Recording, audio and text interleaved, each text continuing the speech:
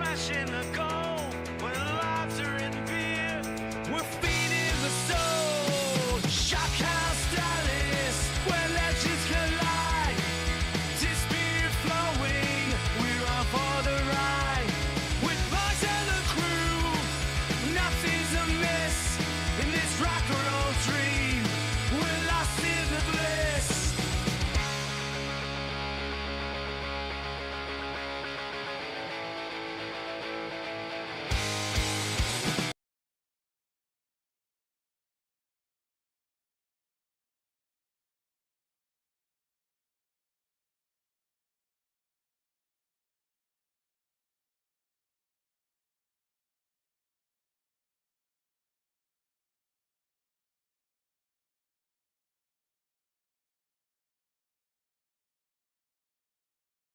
Hey, can't hear you.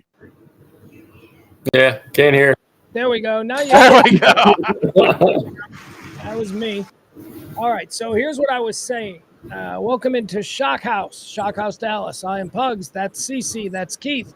And that we just heard was the Shock House theme song. And the more I hear that song, the more I listen and pay attention to the lyrics, it is the most cringe fucking thing. Oh my God, those lyrics are so. The dude, okay, the AI voice that's singing it, he's obviously, he's being theatrical, like a singer man. He's like into it, man. He's like one of those guys. Then when he sings the life or the song, the line, "Their life is in beer." It's so funny you say that because me and Keith do the same thing. Like when we talk to each other, we're like, "In the heart of Dallas, shine bright." Like you can't even enunciate my name. Yeah, it's like Max Berlin. But he's so he sings that line so desperately. Their life's own beer. Like what? They had one beer in the last month. What do you mean? Their life is in beer. We're talking sports, where the music's loud. With the music's, this is the only music. Sports where the music's loud. Like doesn't even make sense. I'm so embarrassed of it. CCNK, the Sports Back Crew. God, it's good. But at the same time, it kind of slaps. I'm sorry. Yeah, I mean the beat's good. I don't know what to tell you. In this rocky house, we're dancing for run. The Bugs bring the fun, and the drinks never end. What's that? The drinks? What? Pugs brings the fun and the drinks never end. Yeah. What am I running, a bar? Yeah, it's the Shock House bar. Oh God. Oh. So catchy. Tonight to remember with every friend. You say, hang on. So raising glass high, let's toast to this place. With stories and laughs, we set in the pace. All right, that's not bad. That Yeah. little run right there is not bad. Very generic, telling stories, having fun, and then it goes into the catchy, hook. Shock House Dallas, where legends collide. All right, there's just a lot bad about it. There's some good about it. Yeah. It's hang on. I'm trying to pull up the lyrics. Okay, here we go. Oh God. So here's the lyrics. I got it right here. You ready? Yeah. In the heart of Dallas, where the lights shine bright. Okay. Pugs Moran's got the vibe, ready for the night. Ready for the night. Yeah. CC and Keith from the Sports Bras crew, taking shots with our beers. Got a wild view. First off, who takes shots of beers? Yeah. No. Is it taking shots with our beers? No, it says taking shots. Oh, okay. Yeah, taking shots with our beers. Yeah, you're a fucking chronic alcoholic. Yeah. It's just like, beer Here's- ain't enough. Okay, so we said let's we throw some words out there. One of them was boobs. Tits on the label were smashing the goal. Tits on the label? What? Okay. So that's a total AI just word salad Yeah. kind of thing there. But with hold on. laughter and No, okay, go ahead. wait, hold on. It's a total AI word salad. Yeah. But if Jim Morrison wrote that, we'd be Oh. like, that's fucking deep, man. Oh man, Tits on the label, of course, that, that's a metaphor for, how, tits are a brand for women and that they either got big ones or they got little. Oh, shut the fuck up. Right. Morrison was deep, dude. All He right, was continue. deep, man. With laughter and beer, we're feeding the soul. That's okay. Yeah, Again, it's not bad. And then he goes into the chorus, which I like. Shockhouse Dallas, where legends collide. I still don't know. Tits, beer, flowing. We're on for the ride. That's what it says? Yeah, tits, beer, flowing. We're on for the ride. Tits beer. All right. Yeah. Let's With- find a brewery. Yeah, named called Tits Tits Beer. Beer. Yeah, It'd be great if they were our title sponsor. Tits Beer presents the Sports Bros. with Pugs in the crew, nothing's amiss. In this rock and roll dream, we're lost in the bliss. Yeah, see, that's fucking gay as shit. That line right there is fucking cringe. Give me that line again. Hang on, let me pull it back up. Okay. Ugh. With Pugs in the crew, nothing's amiss. Okay, that's In this- fine. In this rock and roll dream, Ugh. we're lost in the bliss. Ugh. No, man, it's the Oh bliss. man, yeah. Man, it's the bliss. Man, we got no responsibilities. It's the rock and roll bliss. See, that's fucking cringe. Yeah. Ugh. But like you said, heavy beat. I love Heavy the beat. Yeah, that's good. That's good. All right, Shockhouse. Hey, gentlemen, I don't want to, the elephant in the corner of the room here. I don't want to go. We're going to do about a half hour here because we got a Stars game. We got a Stars All right. game coming up in a half hour. Quite frankly, I would like to watch the Stars game. So let's talk a little bit about what we're going to see tonight. But before we do that, there are a couple of things I wanted to talk about. I want to go over these new rules that were voted on by the NFL, the owners today. Yeah. And I know if you guys got anything else, CC, you got anything you want to jump into today? Stars. Start And yeah, I got CC's hot take real quick. Oh, I got some stuff I want to ask you guys if they really happened or did they not. And also, Pugs, if it's okay with you, I would like to play name association game with you from the 105.3 days. What his name is? So whatever, I'm game. Let's go. Let's roll. I put a name out there that is former 105.3, and you give me the first thing that pops in your head. Okay. All right. I'll do that honestly. First thing. All right. That's good. That's fine. I like it. I bring nothing to the table. I'm just You here got, you got nothing for us? Nothing. No Keith calorie intake today. Man, dude, I'm telling you, I've been taking it light the last few days. I've was kind of embarrassed when I went back and watched their show about how much I was eating. So, I just kind of slowed things down. I did have 2 ice cream sandwiches at lunch today too. Oh, I had a Frosty also.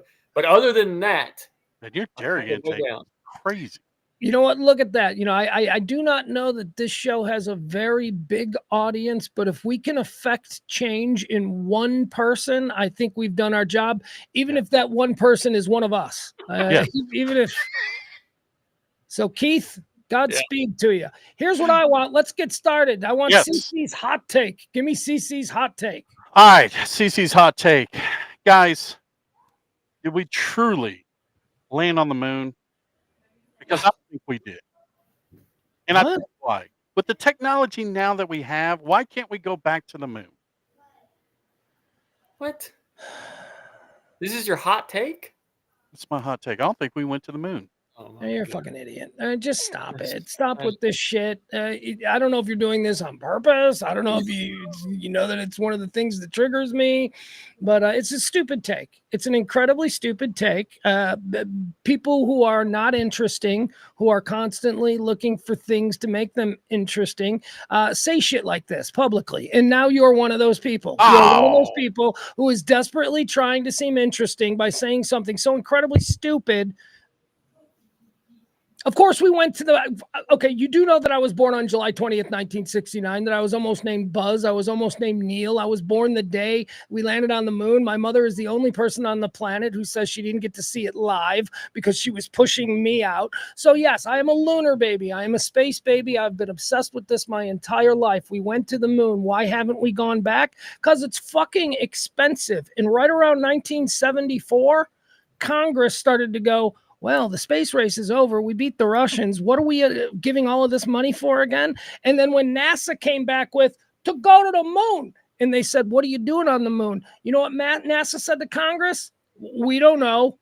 They had no fucking plan for the moon. The entire moonshot space race was a Cold War diversion. It was about getting to the moon before Russia. Nobody had any plan on what to do once we got up there. So that's why we haven't gone back. Instead, what we saw was that, orbiting the Earth, satellites and all of that was going to be the future. So in the 1970s, we moved away from exploration with our lunar projects, and we moved into the pickup era of space, which is what the space shuttle was. It was a big fucking pickup truck, and all it did for about 20 years was launch satellites. So that's what we did. We got cell phones, we got GPS, we got all of that shit. Now, should we go back to the moon? Well, do we have a plan? I mean, are we just going there? Because we know that there's nothing up there. We've been there. Right. All right, that's it. I've said my thing. Okay. No, we're going one last thing I'm going to say. Okay. Do you understand how many people worked on the Apollo program? Hundreds of thousands of people over generations.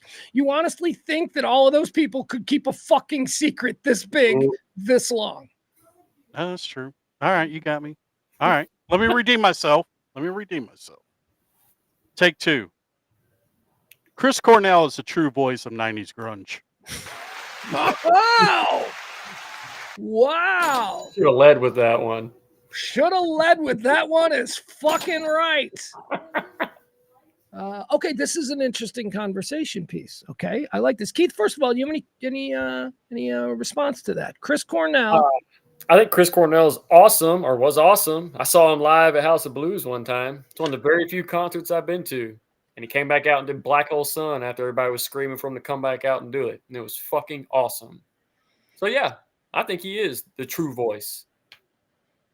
I'm gonna blow your fucking mind right now, CC. Are you ready for this? Okay. Chris Cornell was born on July 20th. What the? I know this because I share a birthday with him. There you go. And look, okay, so wait, I think it is. Hold on, now I got to double check that. Because for years I thought I shared a birthday with Demi Moore too, but I don't think I do. Hold on, let me see. Chris. Oh shit. Cornell. Yeah, July 20th, 1964. There you go. There we are. I do. I in fact share a birthday with Chris Cornell. How weird is that? All right, so it's an interesting take because I think the lazy person would say that the voice of the 90s grunge sound is Eddie Vedder, or it's because Eddie Vedder, and even to some extent, they're not a Seattle band, San Diego band, but Stone Temple Pilots also had that kind of deeper kind of, Whelan had more of a growl to it. I think that's really good. Here's what I would say about Chris Cornell and the 90s voice that he had. He had the best voice of the 90s as far as like the person who was, we're gonna take you out at 1995 and we're gonna drop you into 1784. You're an opera singer. He's a classic opera. He just had an incredible voice. But let me also give you this one. Jeff Tate from Queensryche. Oh, okay. Another great voice. Yeah, that dude could belt him out too. You know what we could probably all agree on, though, is that Kurt Cobain maybe had the worst voice. Yeah. Singers. I can agree with that. All right, fellas, let's talk about the owners' meetings that just concluded. I think they concluded. Yeah, right. They were done today, Tuesday and Wednesday. So the big thing that was up for vote for change. And by the way, don't sleep on the owners' meetings. This is how we got that crazy kickoff change last year. And they do make some pretty significant changes to the game. So it's good to pay attention to them when they happen. Tush push. Of course, the play that has been perfected by the Philadelphia Eagles. Look, here's what I love. I don't know that this play has been perfected by the Philadelphia Eagles, or if the play has been perfected by Jalen Hurts, who can squat 600 pounds. Yeah. Right? It could be both factor. Yeah. How did old Nick Foles do with Yeah, not so good. Not so good. Back then, Carson Wentz, did he have I success? think he blew his shoulder out. Pretty sure he blew his shoulder out. So obviously the Philadelphia Eagles, they call it the brotherly shove. They have perfected this. They've used it to great success. Everybody else has tried it, and nobody else seems to be able to do it. So the Green Bay Packers at the meetings, the last time the owners got together back in March, the Green Bay Packers said, we should ban it. And there was some movement. Now, there was enough people that were in Jeff Lurie in the Philadelphia Eagles camp that they were able to table it, kick the can down the road, if you will. Well, here we are. We're at the end of the road. Here's the can. They voted on it today, and they decided to keep the tush push. Keith, what do you think? No, that's fair, man. Like, I think you nailed it on the head. Like, it's because Jalen Hurts, a strong center, they perfected it. The Eagles run it better than anybody else. I've seen other teams try to run it, nowhere near the amount of success.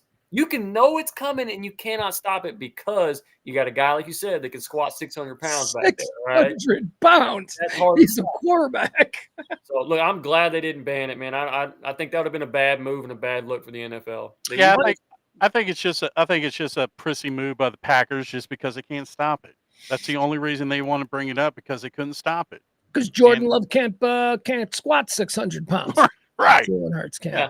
Would more people be upset if we were in a Super Bowl and it came down to the last play of the game and a tush push won it? You think more people would be screaming about how unfair it is? You know, people do the QB sneak all the time at the goal line, but they just call it a tush push now. Yeah, but I mean, to me, it's the same thing. Yards. They can do it 3 or 4 yards out and get it, man. They run that thing to perfection.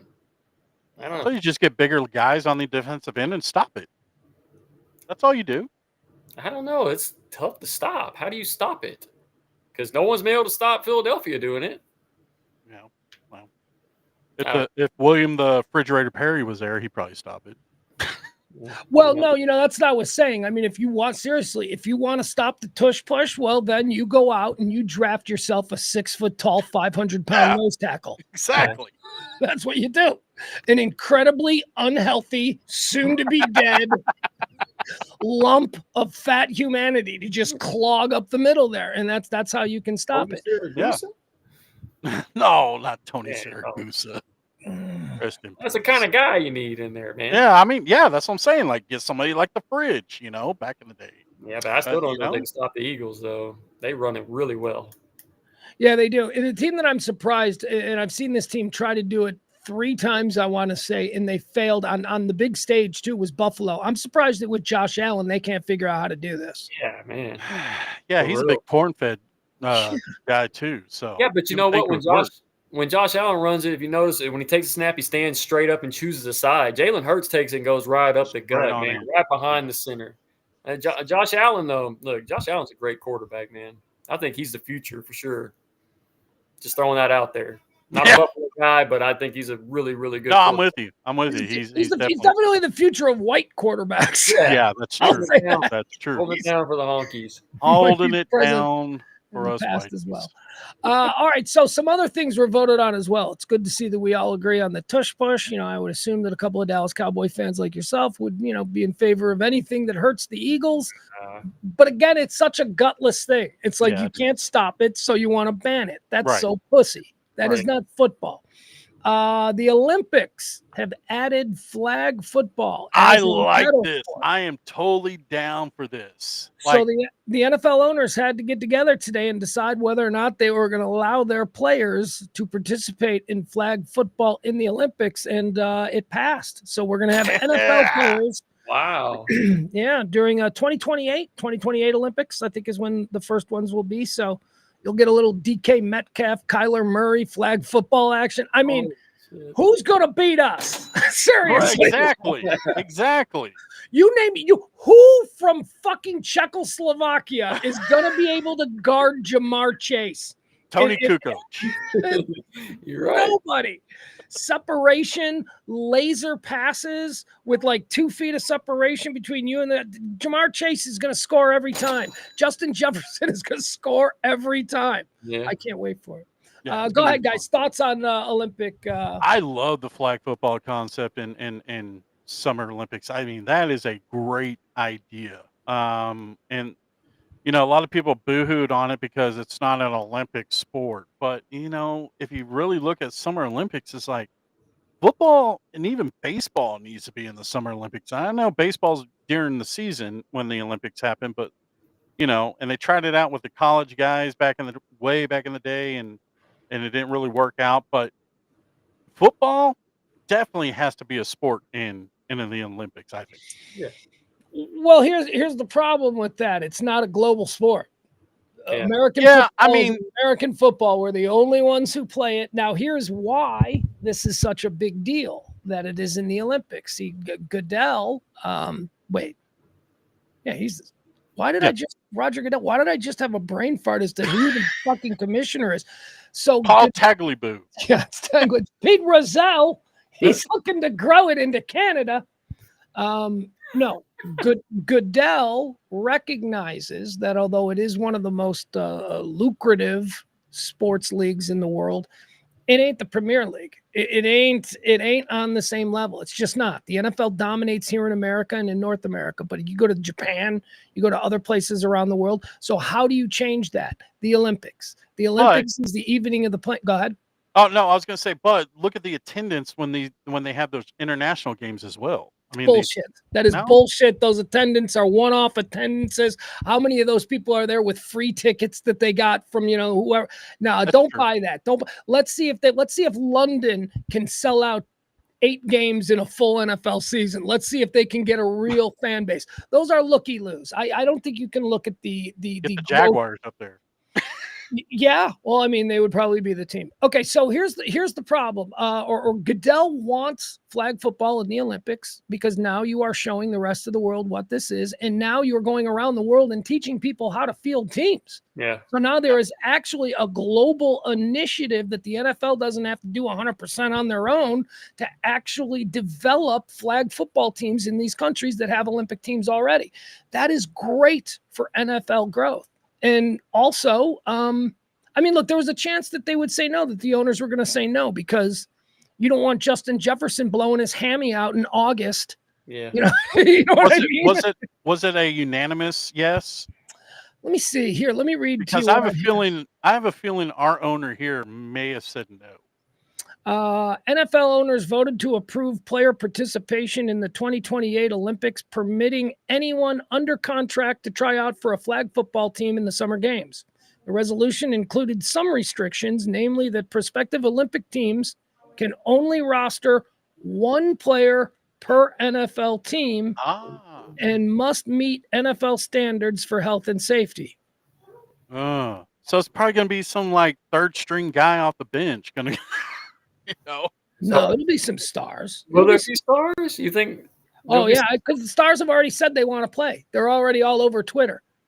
Kyler Murray's already all about it. There's going to be stuff in their contract. Do legends come out of retirement to play? That's what I'm saying. That's what I think. This is what we could see. We could see guys come out of retirement. Like you could see Aaron Rodgers just sitting back there, just rifling strikes, right? Yeah. I mean, it's flag football. You ain't going to get hurt. You could see Ocho. Yeah. Somebody like that. Yeah. I watch him with Club Shay Shay. Club Shay Shay. Yep. That dude looks like he could still play.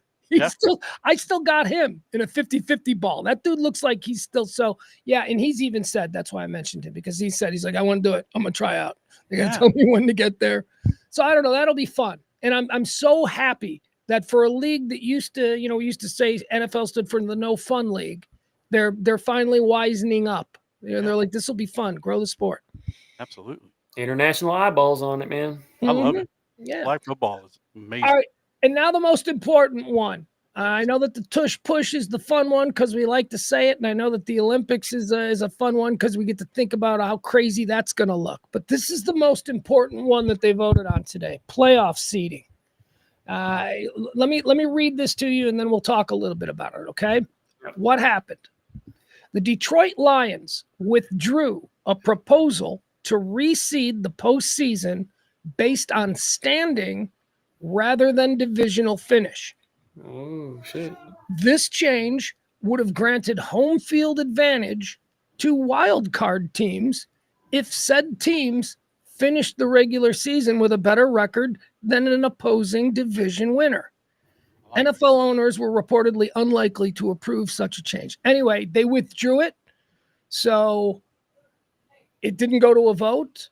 But I want to ask you, is that fucking crazy? I actually think that's how it should be. I do too. I do too. I mean, what was it?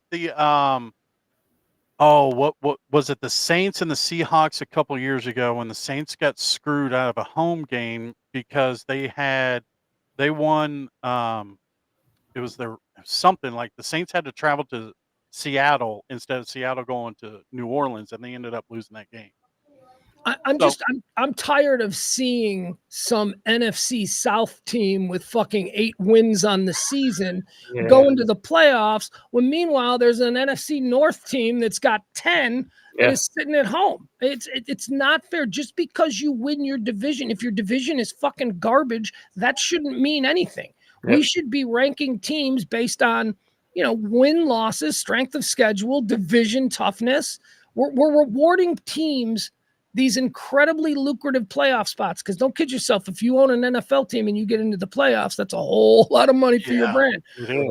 We are rewarding like garbage organizations with playoff money and playoff, attention, when there are good teams out there with 10 wins every year who are sitting at home because they play in a division where 10 wins isn't a guarantee to get you into playoffs. Yeah. Below 500 teams should never host a playoff game. No, it's just it shouldn't happen. I think that would, man, they should have voted on that.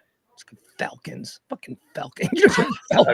Buccaneers. Keith's team this year. That's Keith's team this year. The Falcons.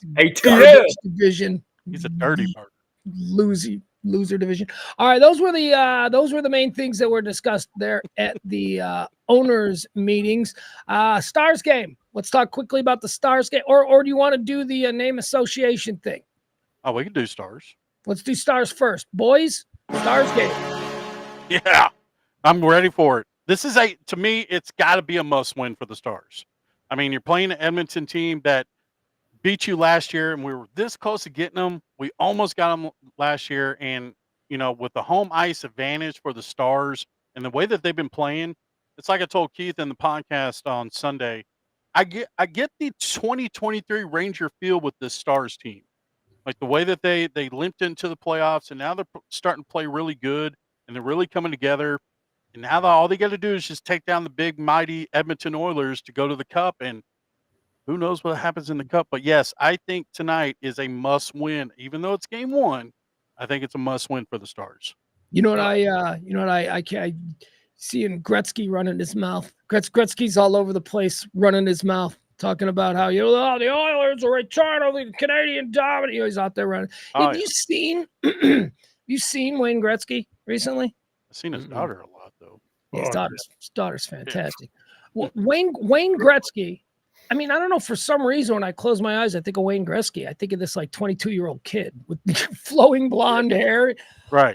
Wayne Gretzky looks like he fell through thin ice on a river last October and they just drug him out. He's got frostbite all over his face. He's all bloated. Yeah. He still looks like Gretzky, but his face is bloated and his skin is gray. Seriously, it looks like he spent the last 6 months frozen under ice. And they just fished him out. This is what it looks like in the box. Poor Gretzky. He's running his mouth. All right, Keith, how about you? Any thoughts on the big Stars game tonight? I mean, look, I'm with CC. I think they need to win tonight, but then I think they need to win every game they play. So I'm worried about it. Because I saw what they did last year and they couldn't stop the superstar. Can they go out there and shut them down tonight? I don't know. Don't know. Edmonton's kind of our arch nemesis. It's kind of like running against the Eagles in the playoffs. You don't want to run up against them because they're your nemesis. I think Edmonton. What did I tell you last week? Don't worry about it. The Stars are going to win the Stanley Cup this year. I have absolutely no question in my mind about it. I just feel it in my bones, and I'm watching all my friends who are diehard Stars fans get themselves all twisted, and I'm like, fucking relax. I'm telling you, trust me.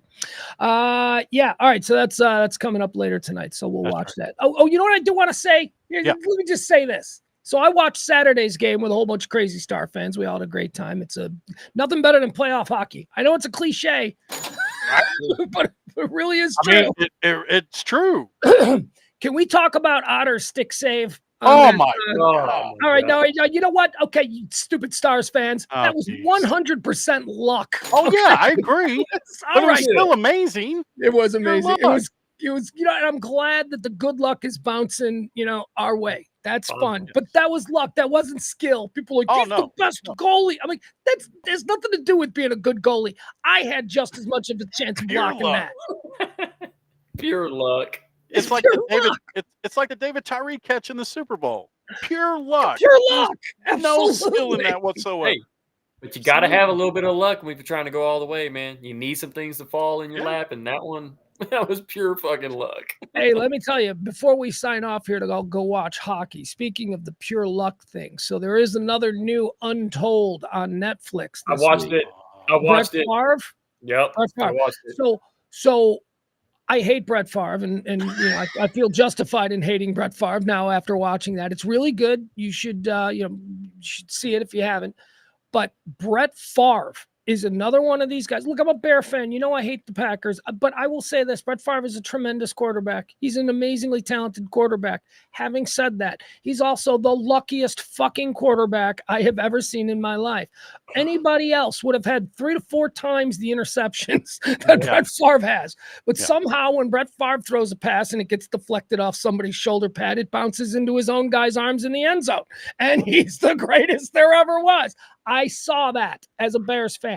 And just so you know, just so I'm not being, biased, Aaron Rodgers, okay, another guy who I absolutely fucking hate. Aaron Rodgers is the opposite. Aaron Rodgers isn't lucky. Aaron Rodgers is just a better quarterback than Brett Favre. Yeah, Brett Favre is a gunslinger out there running around, chucking and ducking, and he's just lucky. High on perks. He's What'd you think, Keith? You saw I thought it was awesome. I already knew he was a piece of shit, but that, like you said, it reaffirmed everything I already believed in him. I do think they nailed a point talking about when you go your whole life, like your whole life being put on this pedestal, you start really feeling like the laws and things don't apply to you. And I mean, look, he's the perfect depiction of what happens when you're on that pedestal. Yeah. He straight up felt like he had nothing to worry about with anything. He's sending dong pics to anyone and everyone that'll look at him. He's got his dick wrapped in copper tone, I don't know. I thought it was well done. So yeah, it was good. All the Untolds are good. Here, my takeaway though is I guess I had to be reminded, and I'm glad that I was. That Jen Sturger, man. Right? I'll send the dong pic right this second, man. Hey, Jen, it's Brett. What do you think of this? Dude, he didn't even get her number. He got it from someone that worked in the organization. I know. Yeah, they never even met each other. Hey, it's me, Brett Favre. What do you think of my wiener?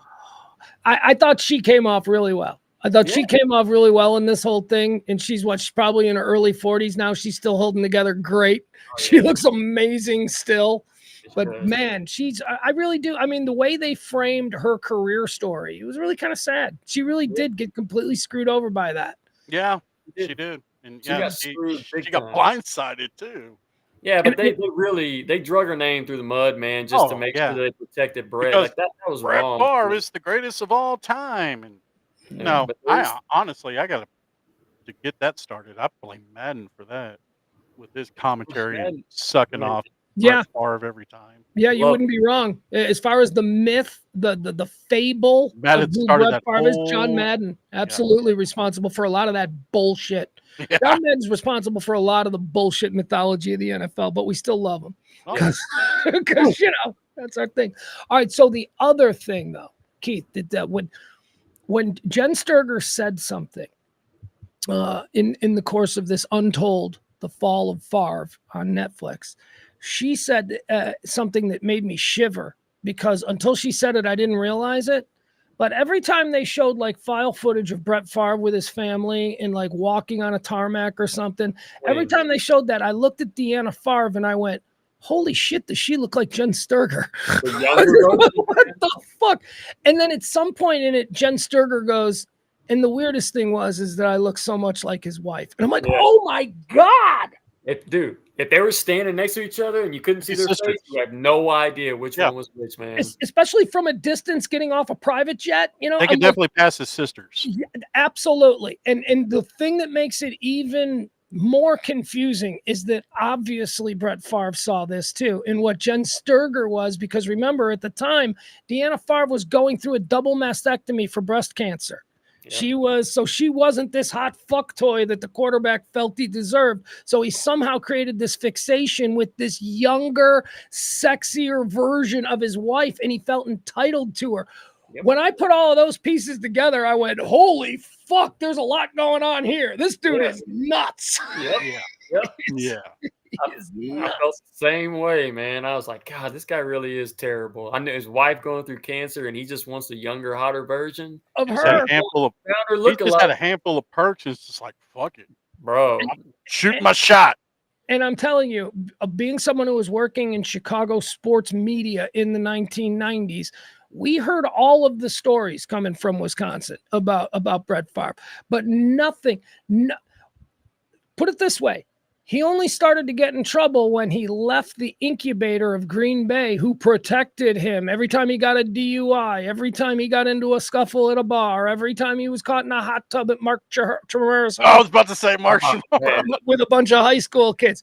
Every time those things happened, he was protected by the Green Bay and Milwaukee media. But as soon as he went to New York, he didn't last a year before they got him on all of this shit that he was protected. So, you know. But he's still not going to face any consequences for anything, if you really think about it. I'm just the funds that were used to build the volleyball stadium, he ain't getting in trouble for that. I'm just a dumb redneck. I don't know business. He stole like $7 million from the welfare fund in the state of Mississippi. Text messages that say ain't gonna get traced back to me, right? Yeah. So that's the best part of it. The emails where he is speaking with the person who is redirecting the funds illegally. He's speaking with this person, and Brett Favre is typing, there's no way that we can get in trouble for this or the media can find out, huh? All right, so we've got those text messages. Cut to him testifying in front of the State House in Mississippi. And he's like, I had no idea that any of this was illegal. And then they go, well, what about these emails? And his response was, well, I have Parkinson's. Yeah, what was his response? I should have told the IRS the same thing, man, when they were trying to hound me about my DraftKings winnings. But that's how a 7-year-old would respond. They just go with whatever will get them out of trouble and elicit sympathy in the moment. Wait, well, maybe I'm lying, but I have Parkinson's. I got Parkinson's. Does anybody really think he's got Parkinson's, though? I don't. Either way, after watching the documentary, I'm questioning it now. Who knows? It's like, is he gonna hold on to this for a while? Got to play the cards you're dealt, man. I'm telling you. It's good. All right. Go ahead. You want to do your word associate? What are we doing here? We can do it next week. Let's do it now. All right. Name association from the past of the 105.3. Here we go. What are you going to do? You're going to throw out names I'm going to throw out a name to you. And what do you want? First thing that pops in your head. First thing. Okay. This could be bad. We'll start off with Russ Martin. He's a dick. Okay. Jagger. I'll answer that quickly. I'll answer that quickly for all of them. Okay. Just so you know, it really is the first word that comes into my mind. Okay. Jagger. Love him. Mondo Mike. Love him. Ben and Skin. Don't know him. Like him. Have a friendly relationship with them, but don't know them like I know other people. Sybil. Oh, my sister. JD Ryan. Complicated. Gavin Spittle.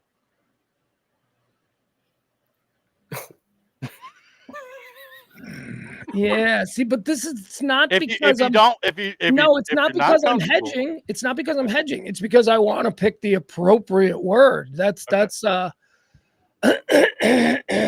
disappointing. There you go. Ooh, that's even worse. That's hurtful. Liz Wild. Oh, dead. Oh, Yeah. No, Liz, I loved Liz. Liz was a cool chick, man. She's a little bit trashy. Like she leaned into the whole fucking trashy thing like a little bit too much. I was more of like a preppy jock kind of a kid, and she was kind of like, fuck that, man. But I loved her, and she loved me, and we worked together in 2 cities, Chicago and Dallas. So yeah, Dean Lewis. awesome. I love Dean. Smile comes to my face. You just say Dean Lewis, I'll start smiling. Dan O'Malley. Impressed. Very impressed. Always been very impressed with Dan. I'm not going to say the other one on that show because we all know what happened to him. Disappointing. Yeah. Surprising. Yeah, shocking. Jasmine. Oh, okay. So what would I say about Jasmine? Grinder, talented, driven. Yeah. I got nothing but love for Jasmine. She's really impressive. I used to love seeing Jasmine Jasmine is an incredibly beautiful woman. Like if you see Jasmine, especially now, she walks into a place, she's going to be dressed to the 10s. She's going to be, looking like she should be on the arm of a professional athlete or something. She's a beautiful woman. But I remember Jasmine when she was like 20 years old, showing up to do traffic on Jagger's show at 4:00 in the morning, no makeup, hair in like a ponytail, sweatpants, and a stained big giant sleeping t-shirt. I love Jasmine. I think Jasmine's great. Go ahead. And finally, Kelly. Who? Kelly.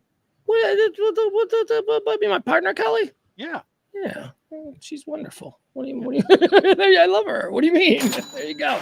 All right. I hope this has been worth your curiosity. All right, guys. Where can you find the Sports Bras? You can find us on YouTube, Facebook at the Sports Bras Podcast every weekend. We usually do it, usually Sundays, but you can catch us there at the Sports Bras Podcast. Have we found any hot homeless people to report back about? Still on the search, but you know what? Summer's right around the corner, and those homeless girls, they love to be outside during the heat.